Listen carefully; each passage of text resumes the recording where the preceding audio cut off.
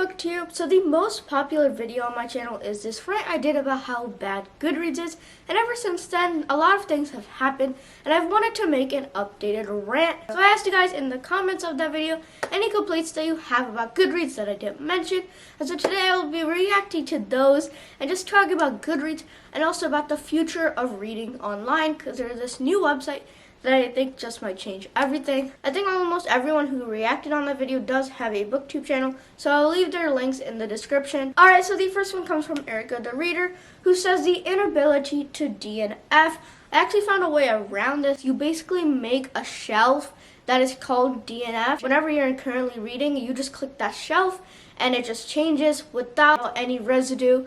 It's basically like DNFing online. But the problem I have with that is how hard it is. I should not have to go out of my way to make a shelf to DNF books, which is such a big part of reader culture. That should just not be a thing. We should already have DNF when they have Want to Read currently reading. We should have DNF as one of those shelves because it's that important. I personally don't DNF many books, but I know so many people who DNF a lot, so I should not have to go out of my way to make a DNF shelf. Alright, so the next one she noted is the start-finish date glitches. So I think this kind of goes along with DNF, but I think what she's talking about here is when you don't really know how to DNF, so you just change that book to Want to Read, but it counts as part of your reading challenge, so then you have to go back in and change the date that you read it to like a day before 2020, which is just crazy, and why do we have to do that?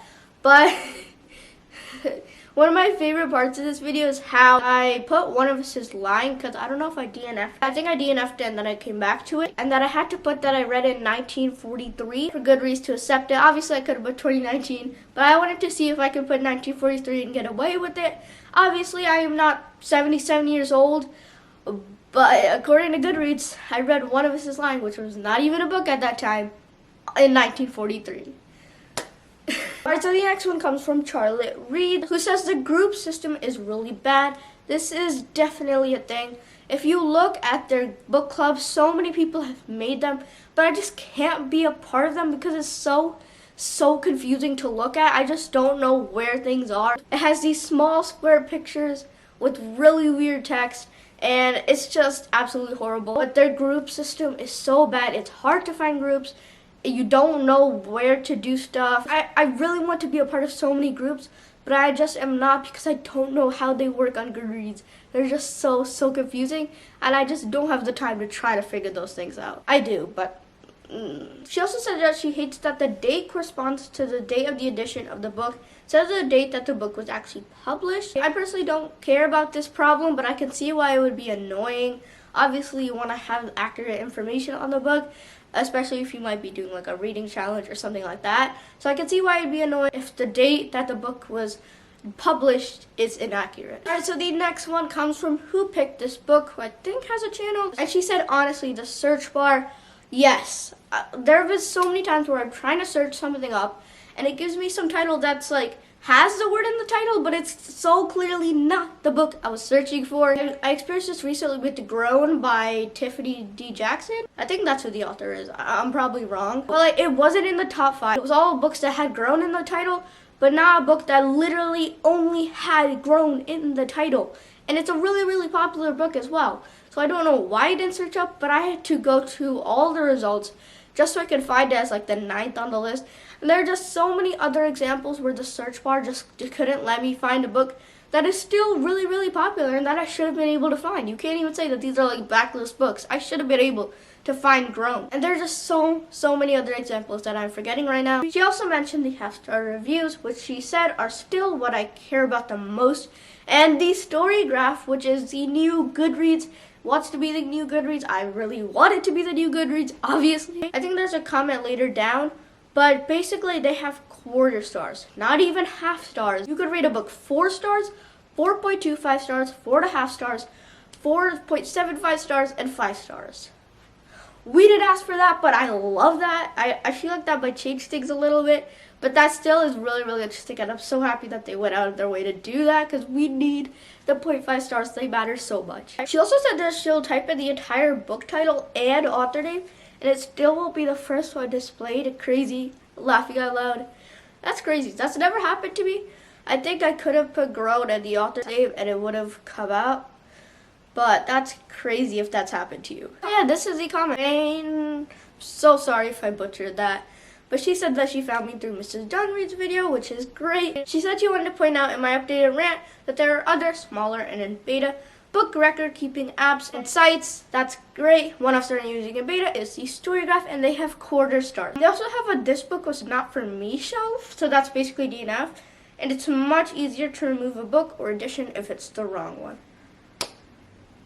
I think this just might be the next big thing, and I'm so excited for it.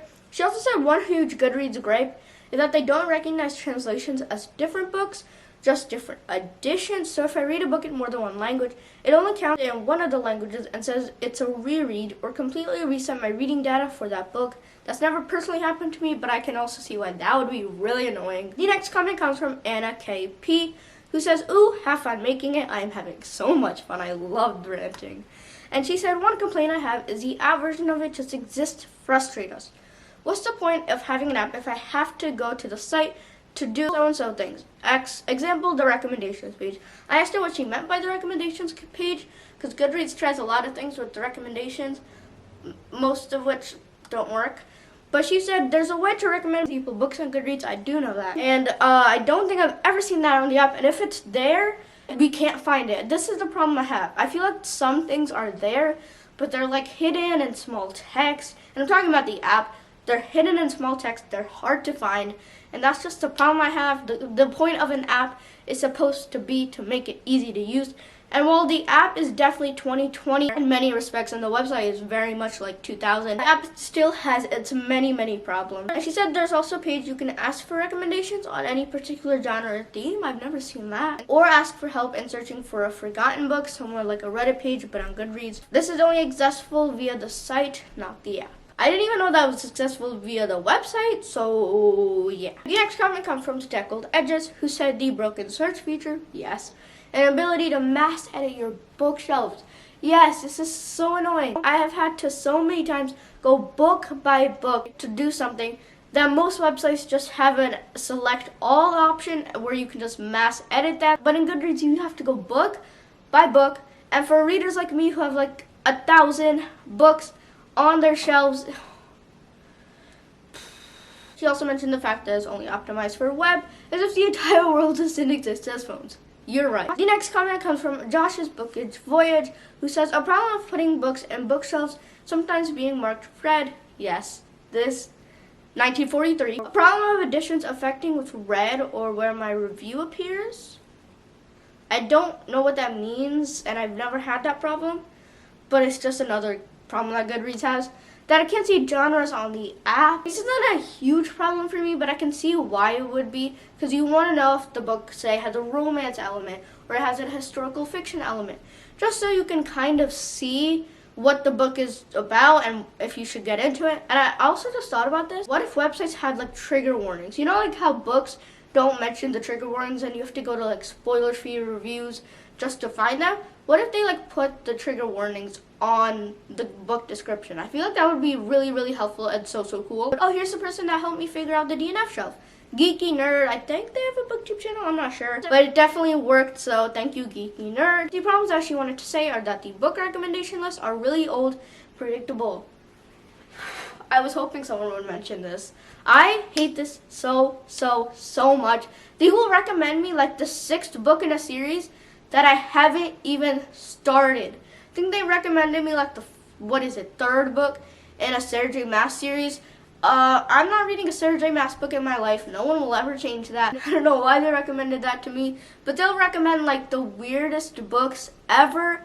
They'll recommend romance books, and if you know me, I don't like romance. They'll just recommend the weirdest books that I will never read. I still put them on want to read because you never know. I just want to have them there, but still, their recommendations are so bad. The interface of group forums is so outdated, it ruins all the fun of discussions. Yes. And they also said you cannot keep anything private, like your reviews, annotations, or anything at all. I can see why that'd be annoying, because when I'm giving updates on Goodreads, I always have to keep it spoiler free, because what if one of my friends or followers is reading it, and they haven't read the book yet, They don't want to see that. But I've always wanted to rant about books. But the only way I could do that is like make a video. And I feel like it would be really, really helpful if I could just keep that stuff private. There's just so many stuff that they have to just make public for no absolute reason. And that is just so annoying. But yeah, that is all the comments that I'm reacting to today. I was going to talk about the Storygraph, but I still am downloading their beta version. But they have quarter stars. They have an easy DNF shelf. A lot of the reviews so far have been really, really positive. And Jenny, oh, I just saw a UPS truck come by. I'm supposed to have a book coming today. When will You Should See Midnight Crown come? What was I talking about? But yeah, when I download the beta version, I may just do like my reaction upon seeing it for the first time. So if you want to see that, leave it in the comments. But if you enjoyed this video, leave it a like. Comment down below if you have any thoughts on Goodreads or anything related. Subscribe for videos every Tuesday, Thursday, and Saturday. And I will see you next time with another video.